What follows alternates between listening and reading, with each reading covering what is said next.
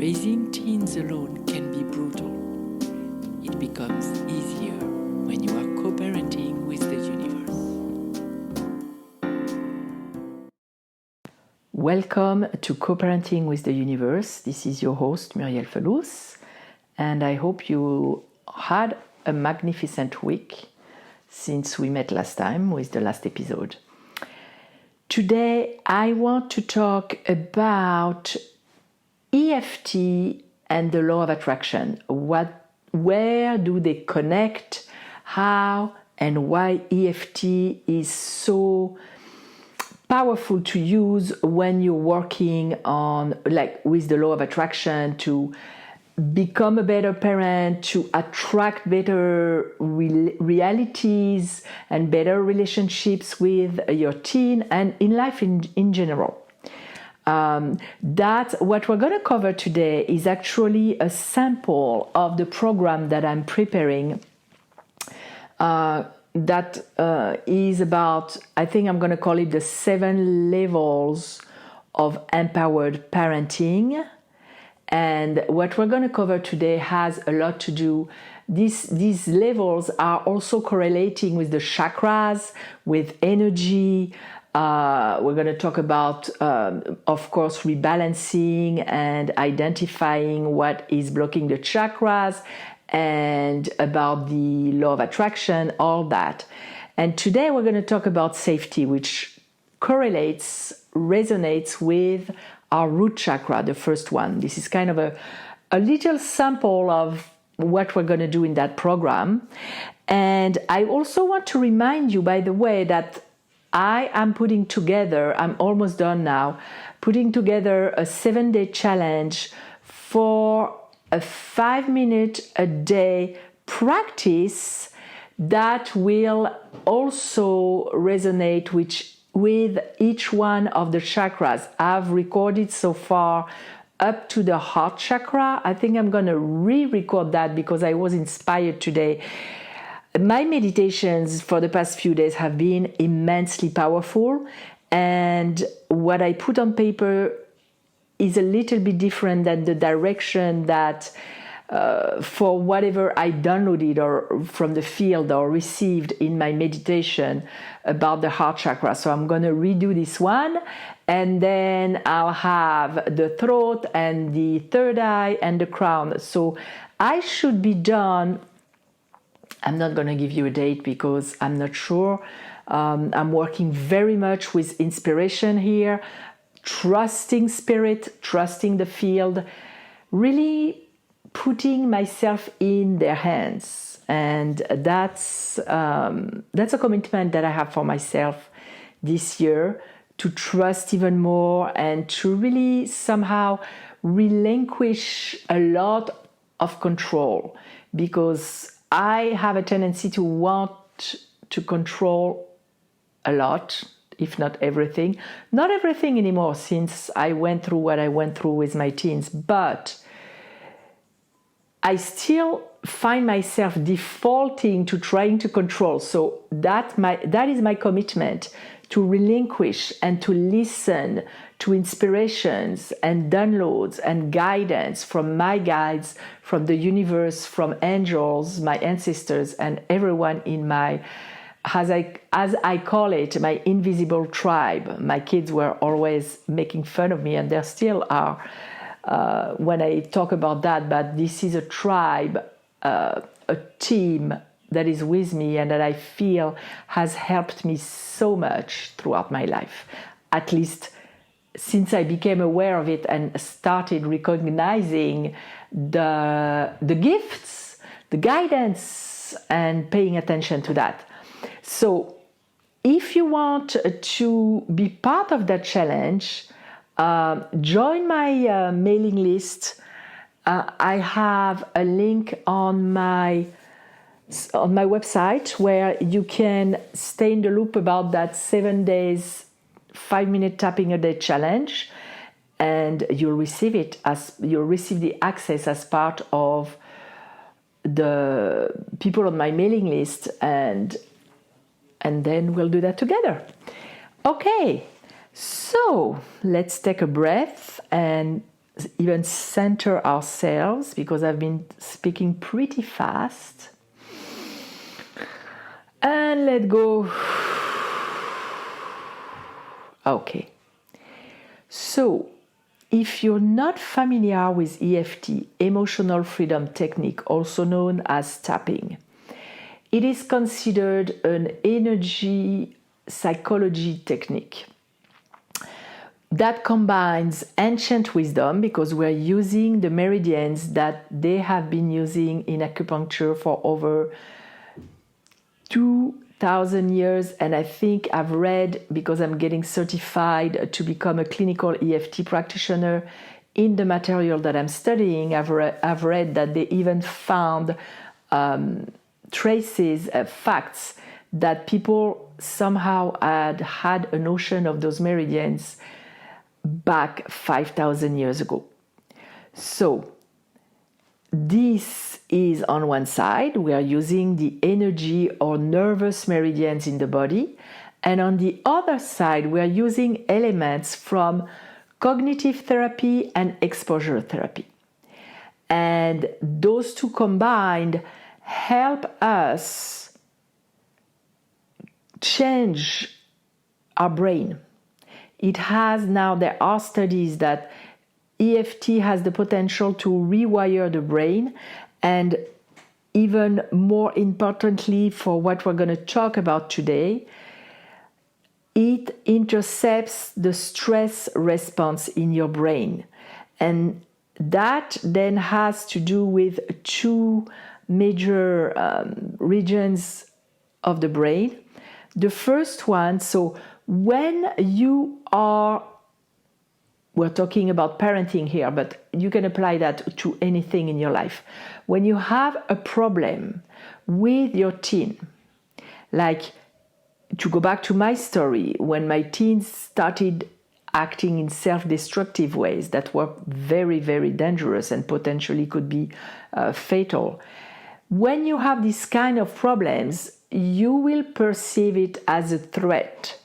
Even if nothing happens in the moment, your stress center in your brain, your amygdala, is becoming active because your brain has detected a threat, and the brain doesn't make a difference between reality, physical threat, like it's the survivor brain. When we were cavemen and cavewomen and there was a predator running after us, it was a life and death situation, a life and death threat.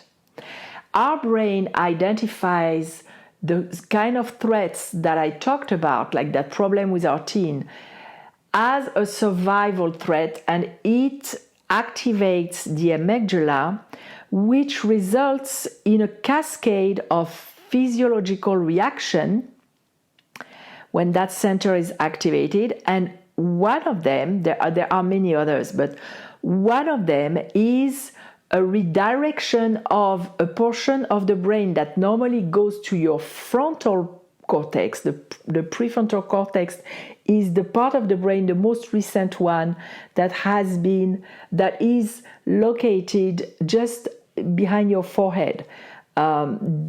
So a portion of the blood that normally goes there is redirected to your limbs.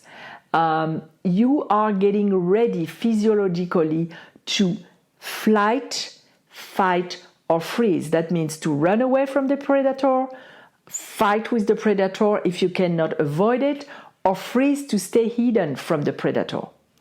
And that means that this part of your brain, this prefrontal cortex,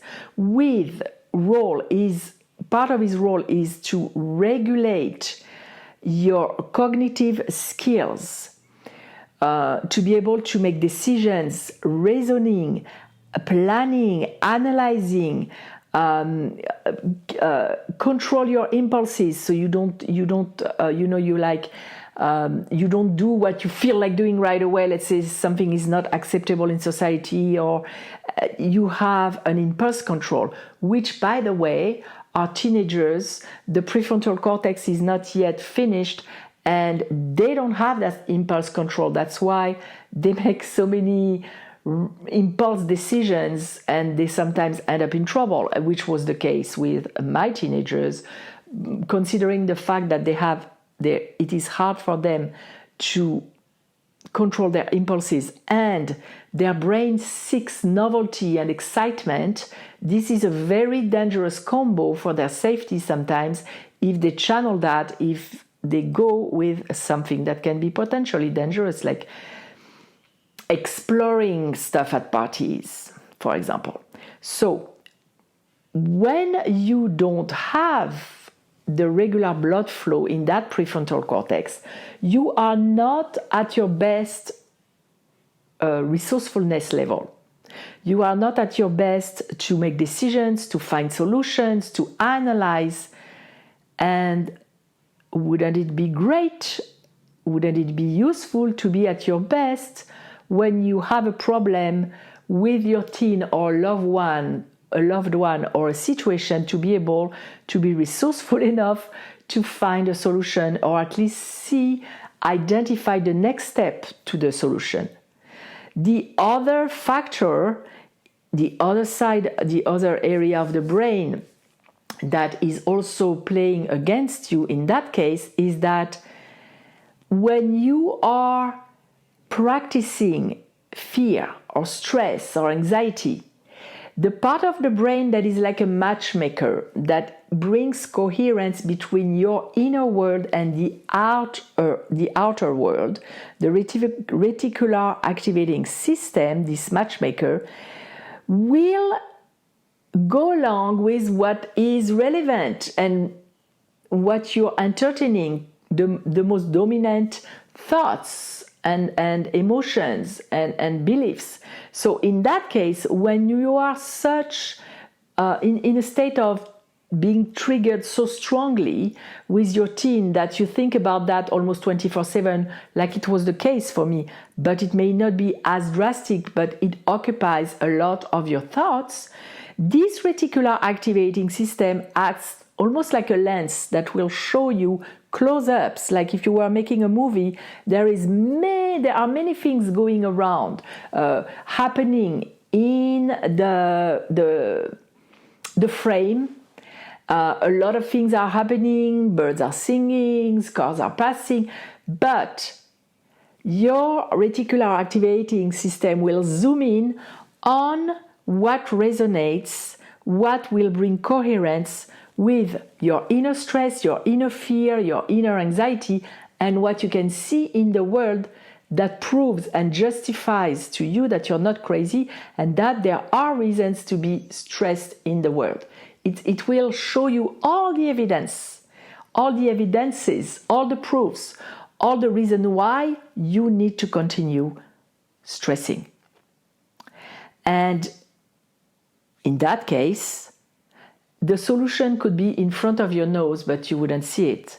Back in time when I was coaching women on relationships and on love, I kept until they were able to change, which was the case for me because I used to be the queen of attracting crappy relationships, pardon my French.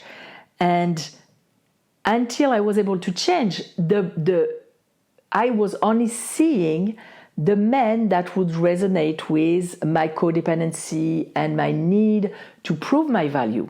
The right man could be in front of your nose, you would not see him.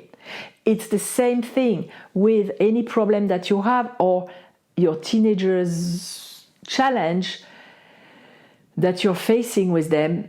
The solution or what could lead you to the solution could be in front of your nose. You wouldn't be able to see it. You would be blind to it. And if you are interested, contact me, send me an email at askmuriel@gmail.com. I'll send you some videos to show you the blindness of the brain, which is actually, they have some studies about that. And once you focus on something, you're blind to other things. So, same thing, if we're talking about the law of attraction, you could have synchronicities happening, you wouldn't see them. You wouldn't see the help from above which would stand in front of your face. You wouldn't be able to recognize it, identify it, and understand it. So that's why EFT works so well, because EFT tapping will intercept that stress response in your brain, that stress, it would dialogue with your amygdala. And you would be able, when you are like, let me give you a very concrete example. When I was waking up at night in anxiety attacks because I was imagining my kids dead on the floor because they took something at a party or they tried something, and I would wake up literally in anxiety with my palpitations in my heart, which I'm still experiencing palpitations there with my heart got unsynced. I don't know if that's a word, but that's another story. I'm working on that. But in such high level of stress that I would wake up in the middle of the night. All my body was in anxiety. And I could at that moment try to pick a thought that would bring me in to another emotional state, but the anxiety was too strong. It had a hold on my nervous system, and I needed something like an intervention tool. And I used EFT over and over and over until I retrained my brain. And I worked on other stuff too, which is what we're going to work in the 7 levels program. But in the urgency, in the anxiety attack, EFT will bring you back to a neutral state, a neutral emotional state. And then, because when you were in fear, the gap between fear and hope, or fear and love, or fear and trust is too wide, especially when you're that much triggered. You need to go through the level of neutral. And from there, you'll be able to pick a thought then that will bring you to a higher emotional state, and so on, until you get to where you want to be. And so I used to tap on feeling safe at this moment. At this moment, as far as I knew, nobody was dead, nobody was in danger. And even when my kids were out of the house, sleeping somewhere else, or going out with their friends, at this moment, no evidence that nobody was in danger. So I was calming myself down, going to neutral, and then I was able to pick a better thought, like the same way that I'm protected and I've been protected from dying from hepatitis B, for example, they are protected too. There is that trust in the universe, in life, that I needed to cultivate. So EFT will interrupt. It's a pattern interruption. And which brings me to pure law of attraction. And I'm sure if you clicked on this episode, you have a notion, you've heard about the law of attraction, maybe you watched The Secret, maybe you've listened to people like Wayne Dyer, the message was always, you don't attract, not so much in The Secret, but from Wayne Dyer and teachers like him, which the late Wayne Dyer is still my teacher today. I think he will still be my teacher until I die. And one thing he used to say was, you don't attract what you want, you attract what you are. But if you're like me, if you have a mind that thinks in details, because that's the way I function, and that's not random that I was an accountant, that I do accounting, I did accounting for so many years, then you go down to the details. What does that mean, who I am? Who am I even? Have you ever asked yourself, who am I? I do that sometimes in meditations, and I get to a piece of an answer, but to say who I am in general like that for me triggered confusion and sometimes fear. I was like, oh my God, what if I don't really know who I am and I don't really know what I'm attracting? So I went down a level and I considered who I am now. And that's always what, if you know also about the late teacher Bob Proctor, who passed away this year, he used to teach about the relationship between the law of vibration and the law of attraction. And that's also what Abraham Hicks is talking about, the law of vibration. That's what I describe, what I teach in my world is the energy elevator. The fact that you can only attract people, things, situations, synchronicities at the floor at which you stop. And you stop at that floor. What determines what floor you stop on is what emotion you are feeling. So, in a way, it's very simple. You stop at that floor and you attract what is at that floor. And the higher the emotion, the higher the vibration, the better what you attract with the law of attraction. So you just have to be aware in the moment, how do you feel, and that you can feel in your body. Even if you don't know what thought you're thinking about, you can feel in your body how you feel, what kind of emotion. If you can pinpoint, I notice that men are more challenged with putting a name of the emotion that they're feeling because they haven't been taught. In our society, men, it's changing now, but they've been taught, don't cry, don't feel, be a man, like stuff all that under. So they have a harder time connecting with their emotions. And even some women. So feel how you feel in the moment in your body. Excuse me. And then you'll know what floor you're vibrating and what you're attracting. And if that's not what you want, you can realign. Great. Except that we are only conscious between 3% and 5% of the time. So what am I doing when I don't know that I'm doing it? That was my question, and that's what led me to really investigate. Is it possible to retrain our brain and our unconscious mind to entertain better thoughts, have better beliefs, install better patterns? And you can do that. You absolutely can do that. Look at the work of whom I love too. I use his material, Dr. Joe Dispenza. He's talking a lot about, or also Bruce Lipton, the biology of belief. They're talking about the fact that you can retrain your brain with emotion and repetition. And the stronger the emotion, the less repetition you need. That's why in a time of a trauma, it's so strong that things will be imprinted in one time. When the emotion is not as strong, you will need to repeat that over and over and over. And you can do that.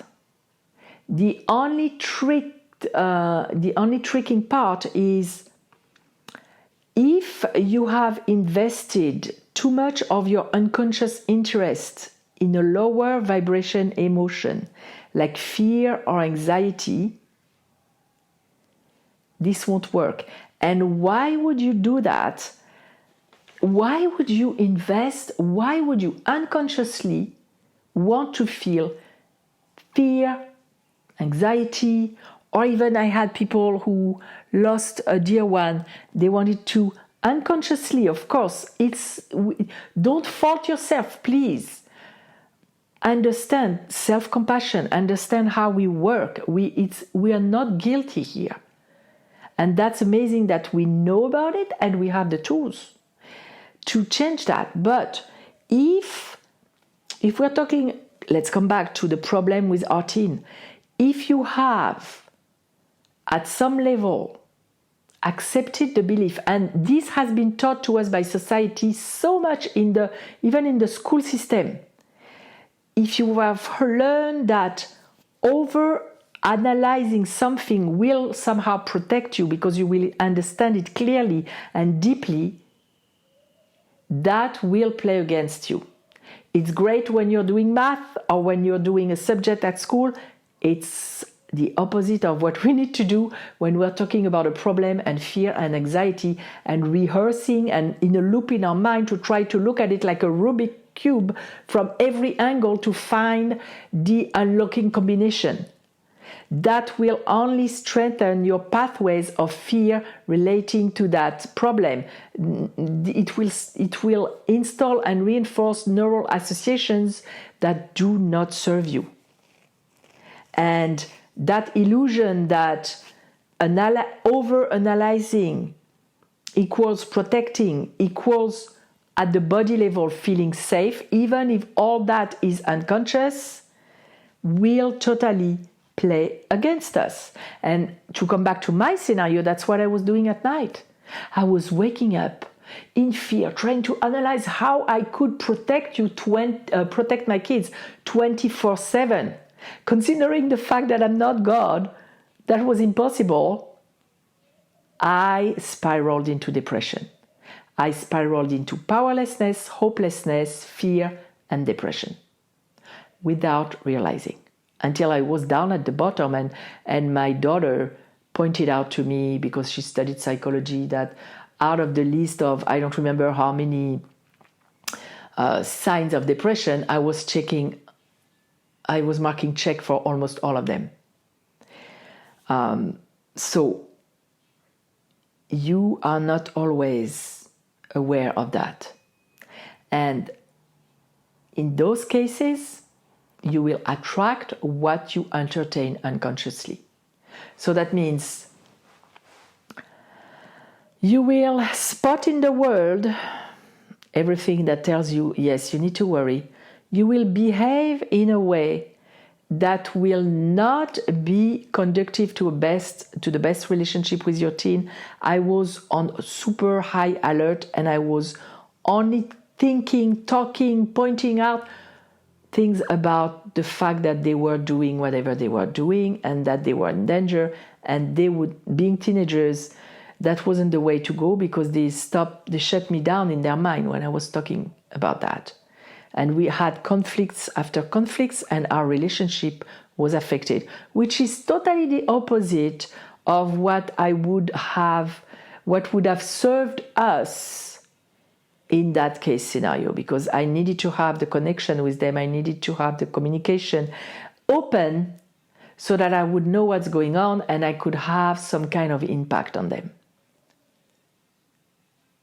So I was affecting the relationship, not finding a solution because I was in a stress alert at night all the time, trying to think from every angle, until I started remembering what I coach my clients, and what I do with clients is pattern interruption. So I started intervening on myself with EFT until you can get to a neutral state of right now, right here, I'm safe. Right now, right here, I'm safe. Right now, right here, I have what it takes. Right now, right here, I'm safe. Those two mantras, I have what it takes and I'm safe right now, were the life jackets that I needed to climb back up from depression. And then you can go, so EFT tapping is like a secret weapon to push another button on the energy elevator and on whatever you can attract, to go to a higher vibration and therefore attract higher vibration people, things, situations, synchronicities. And I've seen miracles in my life. I've seen people coming to help at the right time. I've seen books that I needed to read at the right time. I've seen even my teenagers being more open because I was more relaxed. We could have a relationship that wasn't only about that. Because there was that, like, when you have a stone in your shoe and you walk, there are many things that are going well, but the stone in the shoe is so painful and so there in your face that it is the only thing you can think about. So once I was able to vibrate higher, I started connecting with a different vibration and therefore summoning, because we're like disco balls, I always say. So that facet was activated in me, that more relaxed, more joyful, higher vibration facet. So I could activate the same resonating facet in my teen, and things were going better. So I hope it helps. I hope it's clear to you. You can always send me questions at askmuriel@gmail.com. Or if you need clarification, if you need me to cover something on a future episode. And now what I would like to do to bring us to a higher vibration right now is to propose to you an EFT session on one thing that was my personal resistance to when I realized all that, when I realized that we attract who we are in the moment, and who we are in the moment, if we have stuck unconscious gain behind the scene, will be keeping us emoting, vibrating at a lower vibration. So I had two questions in mind, and they were, oh my God, what if I don't know, I'm not aware that I'm stopping at the wrong floor, that I'm vibrating lower? And what if I'm not aware that unconsciously I'm entertaining and projecting and creating with negative thoughts, negative beliefs? And because I'm not aware all the time, and sometimes it's not that easy to spot, etc. And the second question, because I have training in finance and accounting, and I'm very much into the tiny details, and I like to tackle a report until the end because I can identify the variance and why and explain it. My question was, what if I cannot get clarity about the source of my fear? What if I can get to that initial thought of fear? What if I'm not able to identify, and what if I fail at shifting it? So literally I had a fear about the fear. That was like 2 levels down in vibration. So what I want to do now is tap on those two questions, or those two aspects, so that if that's the case for you as well, you can let that go, let the fear go about that. Because the truth is, even if you can pinpoint a fear, even if you don't know you have that fear or what's going on in the back in your unconscious mind, your body is a dialogue box. You have access to your unconscious through your body, through knowing how you feel in the moment, through identifying tensions in your body, through identifying moods, things like that. You can access that with your body and work through the body to access to the unconscious. And that's why, our body is magnificent. It will lead us to where we need to go. It will lead us to where there is a knot, like the energy is not circulating properly, there is a trauma, there is a belief that holds us in tension somewhere. That's magnificent. So, if you are new to tapping, I'm going to explain the points, but if you want a visual, you can go to liveeft.com and you'll see a video of me tapping in silence, and you can follow along and you can repeat that video I think I'm going to put a longer one there because I looked at it the other day and it was pretty short. But once you've seen the video once, I think I have 2 rounds there, and there is also a picture. You will kind of memorize the points and it will make sense. So now, bring yourself to a state of mind, to a state of emotion that resonates with, and you may have to stop the podcast, the episode, and come back in a few minutes. Bring yourself into either where you feel stuck in your relationship with your teenager, where you have no solutions and there is a fear. Or just, if you can, if you're like me and you're resonating a lot about, oh my God, what am I attracting? What am I doing on an unconscious level? I can't have clarity on that thought. What if I'm failing because I can't have clarity?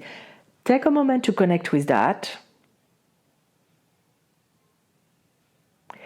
And now it doesn't matter what hand you tap with. You don't need to tap strongly. You need to tap very lightly.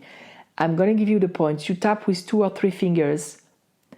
And if there is a word that you don't resonate with, substitute it with the word that comes to you for your specific situation. We're going to do a few rounds of tapping.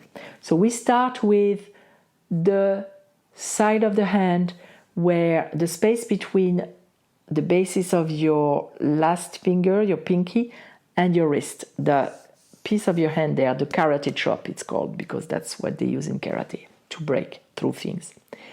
And that's a very great metaphor because we're going to break through things too. So you tap with your other hands, the 3 or 4 fingers of your other hands, while we repeat what's called an anchoring statement 3 times, and then I'll guide you to the other points. I'm going to give you some space to repeat what I'm saying.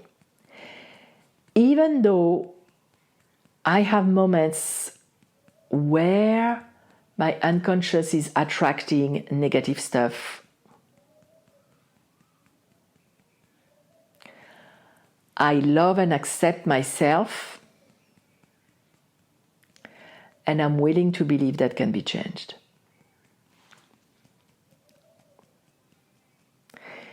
Even though I may have thoughts that attract negative stuff with my teen, in my relationship with them, and that makes me not as powerful as a parent, I love and accept myself completely anyway.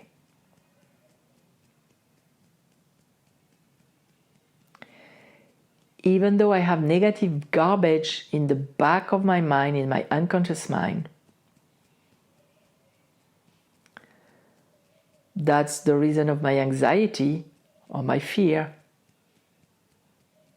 that is so present. I love and accept myself completely anyway. Now you're going to tap on the top of the head, just if you had a line between your 2 ears, with 2 or 3 fingers, that fear in my body. Continue tapping. Now you bring 2 fingers at the beginning of your eyebrow on the bridge of your nose. That fear about those unconscious thoughts.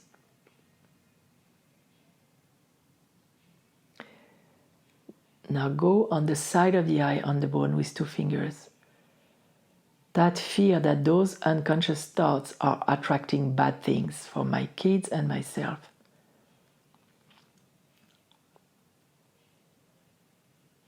Under the eye on the bone, in the middle, that fear in my body.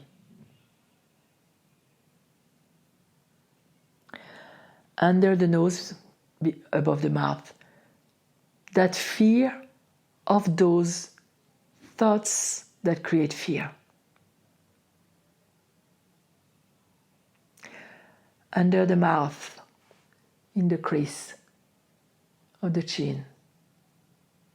What if I can never find those thoughts? Under the collarbone, about an inch under where it's soft, with one hand or both hands. What if I can't identify those thoughts that create fear? Still on the collarbone. What if I can't go and vibrate higher? Now under your arm at the bra line with the other hand. What if I vibrate lower and I attract lower stuff?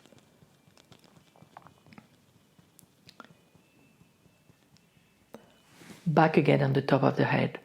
What if I attract bad stuff for my teen? Beginning of eyebrow. What if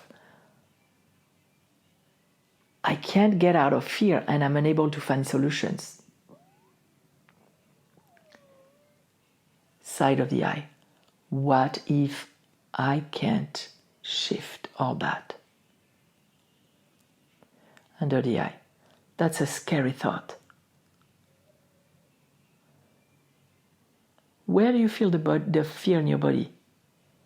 Find the area. I'm going to use the stomach, but switch with where it falls in your body. All that fear in my stomach. Under the nose. All that fear in my stomach. Under the mouth. All that fear of fear in my stomach.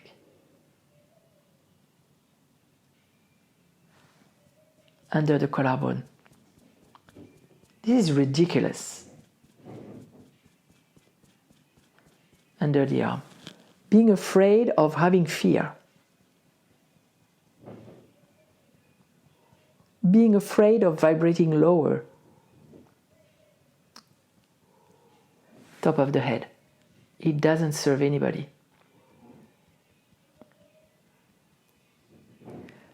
Eyebrow. All that fear in my stomach, it's there so often. Side of the eye. All that fear in my stomach, it may be even here every time I think or look at my teen. Under the eye. All that fear in my stomach. Under the nose. What if I could let some go? Under the mouth. I could let some go because it doesn't help. Collarbone. I can let some go because it's in my way and it doesn't keep me safe or them.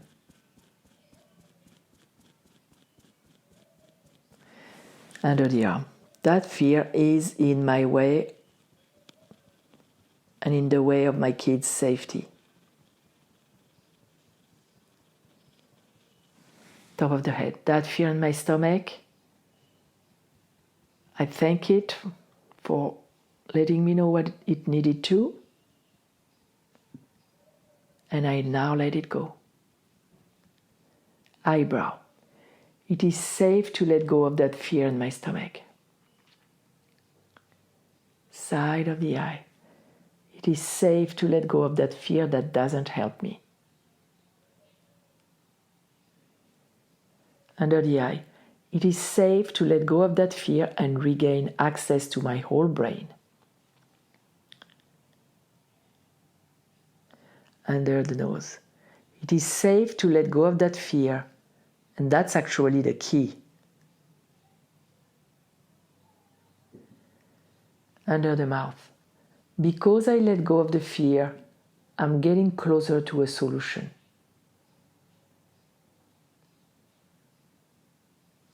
Under the collarbone. Because I let go of that fear, I open to the synchronicities that the universe has in store for me.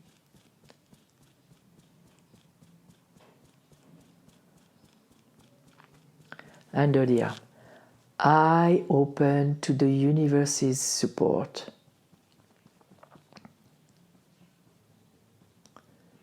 Top of the head. I let go of the fear. And I open and commit to be co-parenting with the universe now. And now go directly back to the side of the hand, the carotid chop. Take a deep breath. And as you exhale, imagine the fear being gone from your body.